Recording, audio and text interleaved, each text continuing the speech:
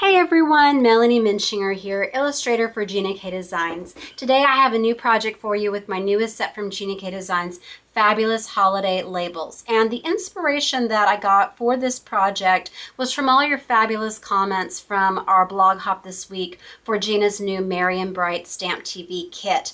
So I used this ornament on a card. It's so pretty. I colored it on that particular card, but then I got to thinking about this new die that just came in the mail. So Gina's got 22 dies, I believe, that come with this kit.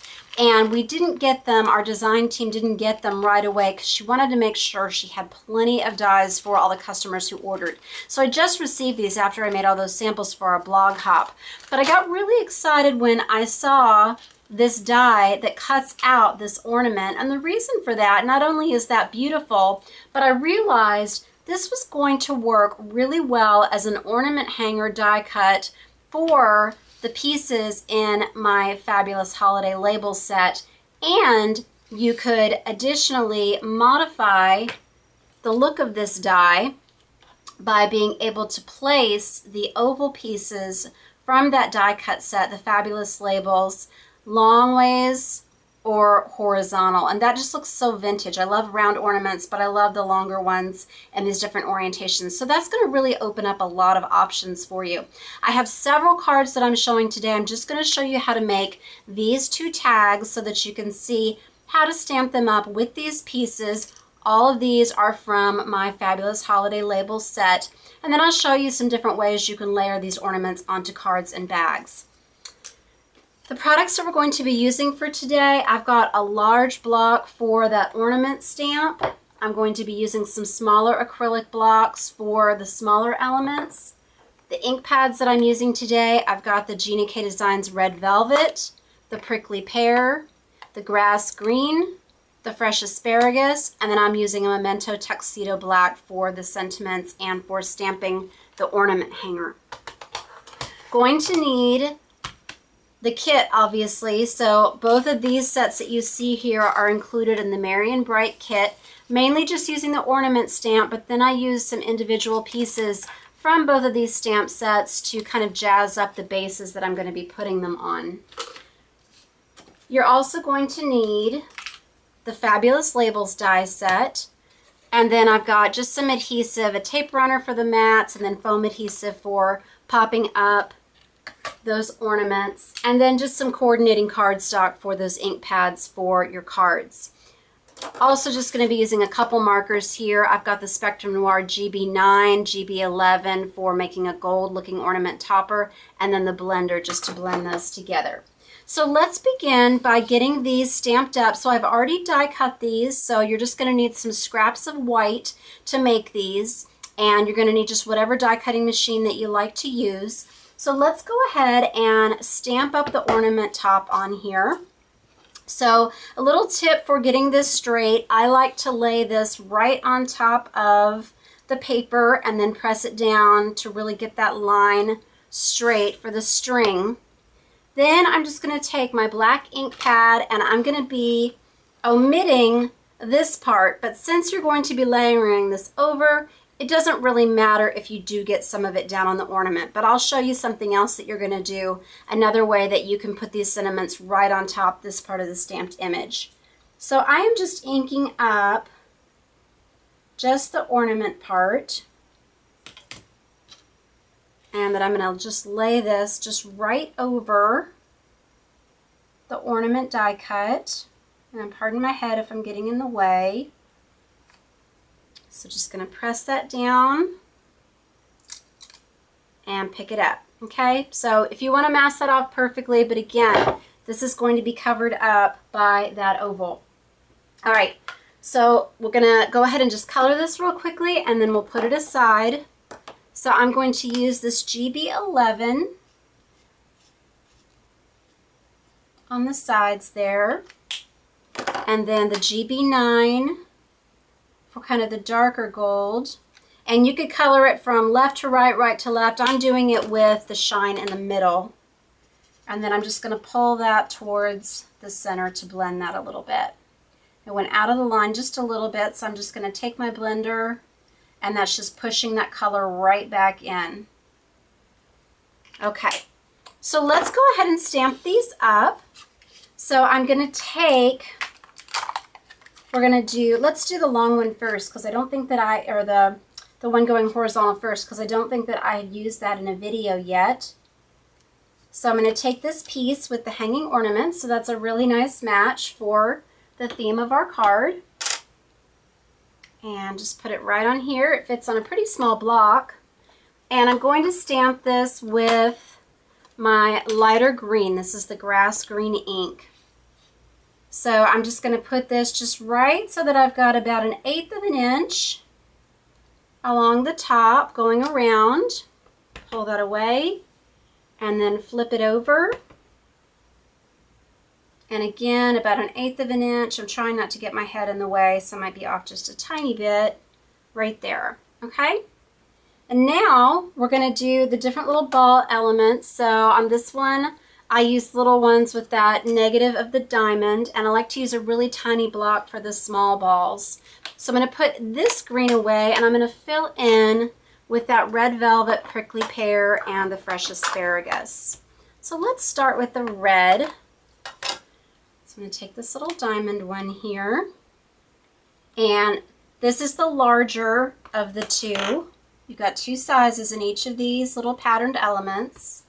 So I'm going to do one here and one here. And then I've got a little stamp pad or little pad of Post-it notes here. I'm just going to tap that off, and I'm going to switch over to the prickly pear. And we're going to do each of these different colors, and I'm just going to be kind of bouncing around so that the colors go back and forth. But I'm also going to do it with the small elements. So let me close these up for a second just so I don't get my hand in them and transfer it onto the label. Okay, actually these are all small ones now. Okay, so I'm going to switch to the small. So I'll do a few of these in the fresh asparagus. And I'm going to put these next to the prickly pear and the red so that it's skipping, so I don't have two yellow next to each other or two red. And I put these on here so they intentionally go a little bit outside of that little end cap just for more interest. And then let's just make a couple of these yellow and a couple of them red. And then all the different greetings in this set will fit into that middle part. So I decided to put the holiday and the joy together for something a little bit different.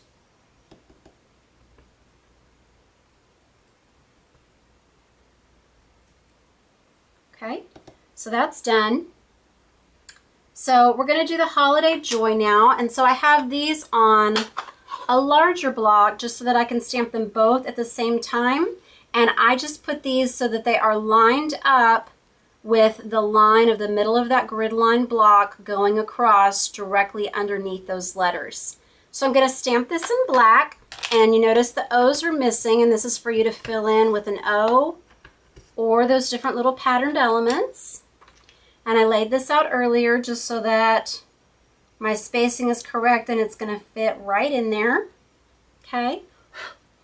Got a little bit of a hair on there, so there's a tiny little dot, but I'll get that off afterwards with my sand eraser. That is so handy. And then we're going to fill in those middles. So on this one, I just chose to use the O, but you could use that coordinating red piece. So I'm going to do this one and the red velvet. I had less stamping in the red velvet, so that's going to look really pretty.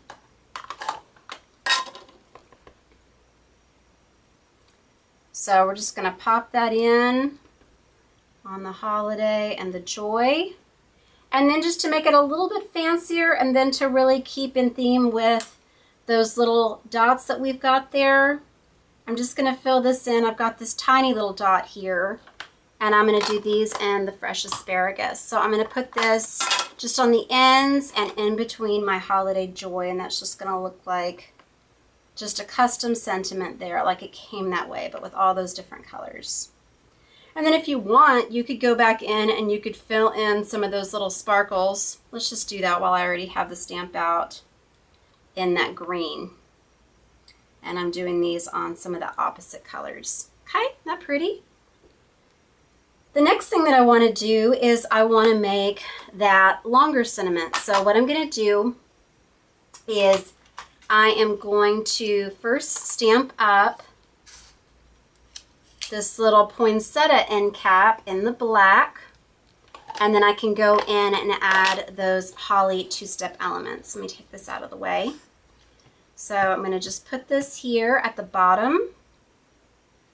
And again, I'm right here, I'm looking for about 1/4 of an inch, between 1/4 and 1/8 of an inch, all the way around, so that just nests in there like that. And then I think for this one, I want to do, I think I'm going to do the little stripes on this. I just love how these little striped berries look. So I'm going to fill these in with the red velvet. You can do some different colors. Susie Moore from our team, I think that she did some holly in turquoise and bright pink this week, and that just looked so pretty. It was so unexpected, but it really, really looked great. Had really nice contrast, and non-traditional colors are so fun at the holidays. Just as long as it doesn't go sad. So they definitely were not sad. All right, so we've got our little striped berries there. And then I did Season's Greetings on the other one. So let's do Merry Christmas on this one. So I'm just going to put that in here in the middle. And my green holly is going to overlap that a little bit. If you don't want it to do that, then stamp your holly in first so that you know how much room you have to put that greeting. Then I'm going to take those 3 holly leaves, so you just stamp it all at one time. And I'm just going to stamp this in the grass green. Get this inked up. And I'm just going to place that over it until we see those lines disappear. And stamp it, okay? And then you can do the topper in any color you want.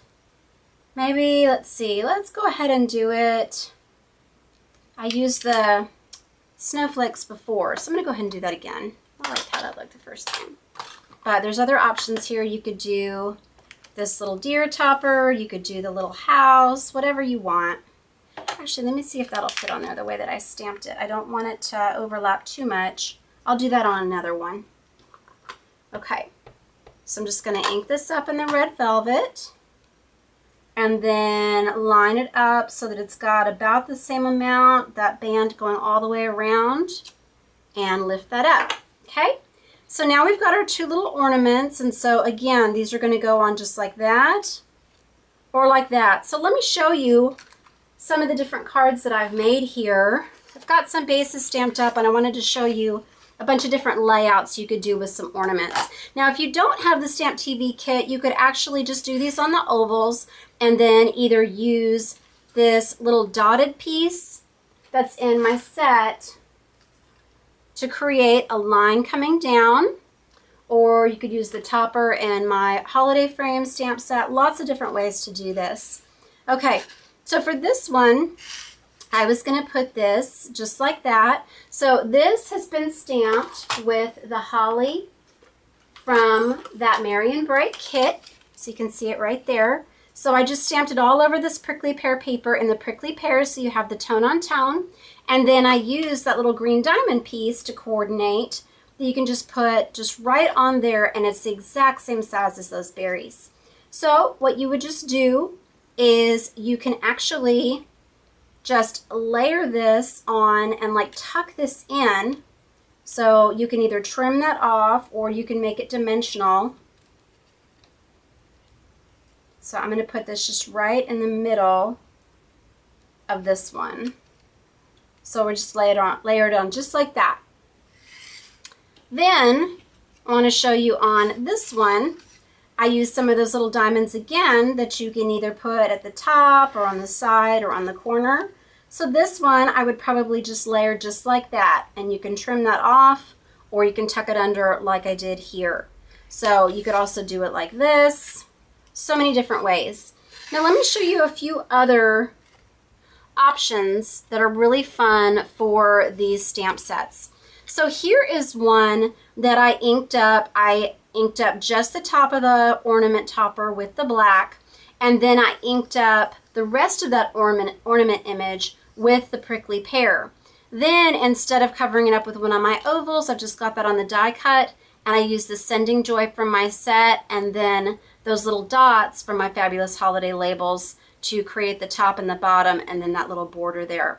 Then if you can see it, I also stamped those little belly band pieces from Fabulous Holiday labels in black, so you've got that tone on tone. It almost looks embossed, and it nests really nicely around that round ornament. Next, what I did is I took the die cut from my Fabulous Rose frame. It has that little stitching around it. So this is really fun for tags. You can actually just put this right on top of the stamped ornament if you want it to be solid, and then you can add your own sentiments or images. So I use that little diamond line, and again that little dotted line that I have in the stamp set along with the Merry Christmas. And then this one I think is super fun. Again, this is just using that one die cut piece from the Merry Bright kit, and instead of inking up that really intricate part that's on the image, I used these same little end caps end to end and then just put wishes in between. And I thought it was really fun as a layout to use one of those large greetings from the Merry Bright kit here to go with the Christmas wishes, and then just to have it hanging down where that eye would be. Just fun, and I always love a white base at Christmas. One final thing that I think would be super fun to do with these dies, if you watched my decorated bag from last week, how cute would it be to just put these just right on just like that? So adhere it right here, and then use your foam for your tag. So I hope this gives you lots of ideas for how to use the different label pieces and dies and stamp sets. I love putting together different things from our Gina K releases together, just because they all just are so fun and give you different looks. You never run out of options, never get tired of your stamps, and it's just really versatile. You can use them again and again. Please visit my blog, Hands, Head, and Heart, for more ideas and inspiration using all of our stamp sets and Gina K Designs and StampTV. I'd love to get your feedback on which of these cards you like best, or which of the ornaments, in the comments below. Thanks in advance for your likes and your shares. God bless. Thank you for watching today.